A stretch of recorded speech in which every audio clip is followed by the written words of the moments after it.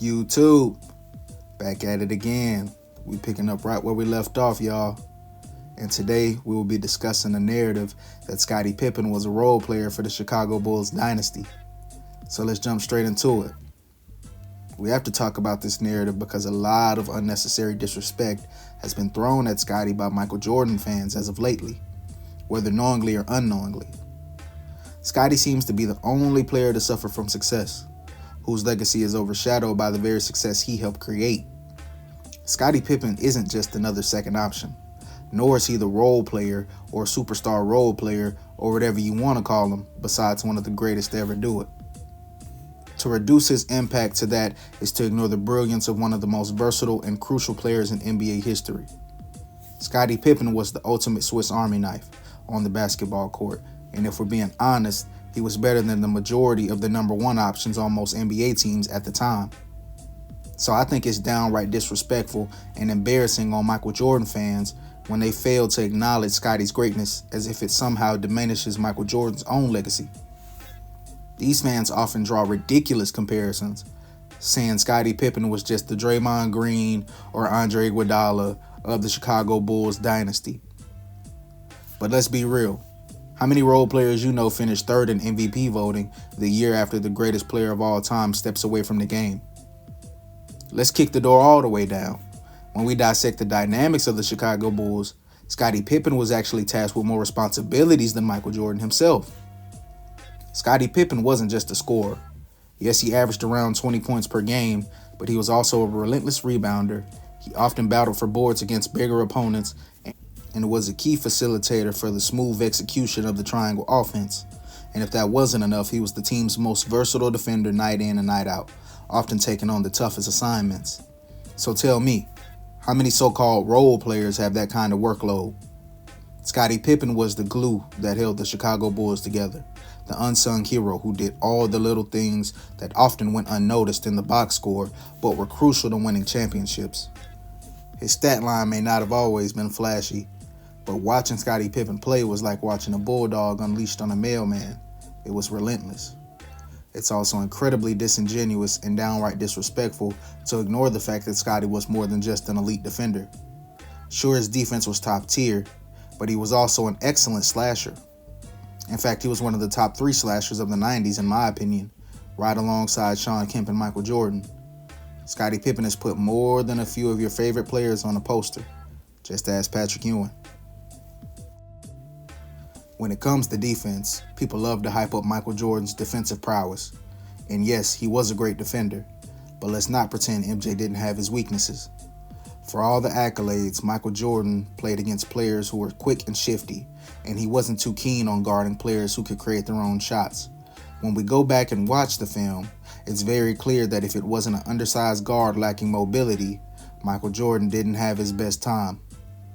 We've seen Michael Jordan get torched by the likes of Allen Iverson, Kobe Bryant, Penny Hardaway, and even Magic Johnson, who was a past first point guard. Magic managed to rack up multiple triple-doubles on Michael Jordan in the same series. So we're supposed to believe that MJ had no defensive flaws? The reason I'm bringing up Michael Jordan's role here is to highlight the absurdity of the narrative surrounding Scottie Pippen. When Jordan retired in '93, everyone assumed the Bulls would crumble. But what actually happened? The Bulls just lost 2 more games the following season despite losing the greatest player of all time. And let's not forget they only added Tony Kukoc, who was averaging 10 points per game, and Steve Kerr. So despite losing Jordan, the team continued to thrive under Scottie Pippen's leadership. They were even a bad call away from making it to the Eastern Conference Finals. Let's also put things into perspective.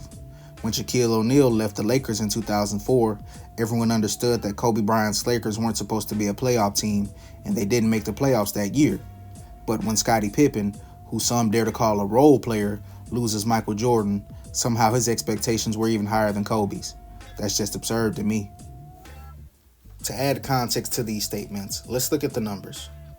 Michael Jordan from 92 to 93 led the Chicago Bulls in offense to second place in the entire league, while also maintaining 7th place for the defense. Now, upon Michael Jordan's retirement from 93 to 94, the defense actually improved as far as ranking goes to 6th place. The offense, however, ended up 14th place. So it's clear to see who was the jail for the defense. I love Michael Jordan's game, but to highlight who Scottie was, we have to look at the facts. Michael Jordan was a fantastic defender and was the greatest scorer of all time. But Chicago and Pippen held their own defensively and missed Michael way more for his offense and his shot creating abilities. But there's been this narrative going around that Scottie Pippen is a top 10 fringe player of his decade. So what I'm going to do is name some other star players from the 90s blindly, and I'll tell you who they are after I name the stats. Player 1. His 1990 stats is 19 points per game, 6.3 assists, 4.7 rebounds, 1.9 steals on 47% field goal.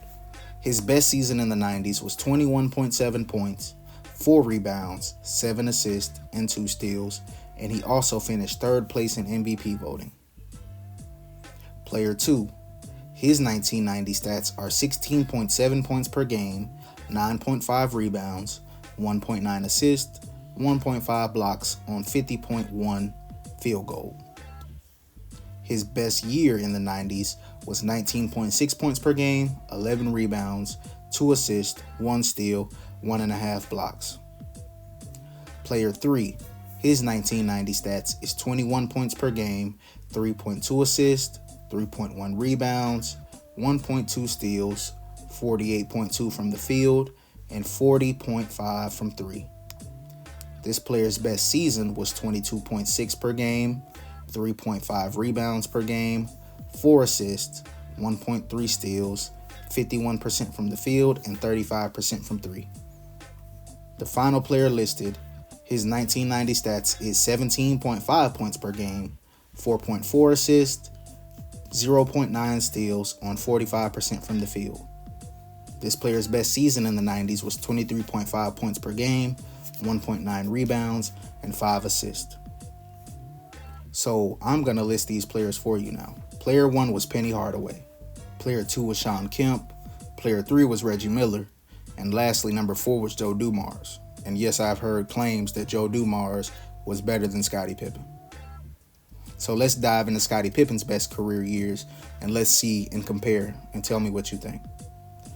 Scottie's 1990 stats is 19.2 points per game, 7.2 rebounds, 6 assists per game, 2.2 steals on 48% from the field. Now Scottie's best season is obviously when Michael Jordan retired at 22 points per game, 8.7 rebounds per game, 5.5 assists, 3 steals on 49% from the field, and he also finished third in MVP voting. At his peak, Scottie Pippen was definitely more than just a role player based on these stats alone, but we've definitely heard arguments about Penny Hardaway being some superstar player, which I don't doubt, but to say that and be disingenuous about Scottie's stats, it's crazy. Pippen could run the floor like a point guard, attack the boards like a power forward, and score like a shooting guard. That's the reason why he's in the 50th greatest players in the NBA history for a reason. So lastly, I just wanted to drop this off and get out of here. The narrative that Scottie Pippen suffers from his success couldn't be further from the truth. In reality, I've never seen a player be asked to do as much as Scottie, only to be criticized for it simply because he was the second option on his team. Pippen was an elite slasher, a defensive juggernaut, and a masterful playmaker.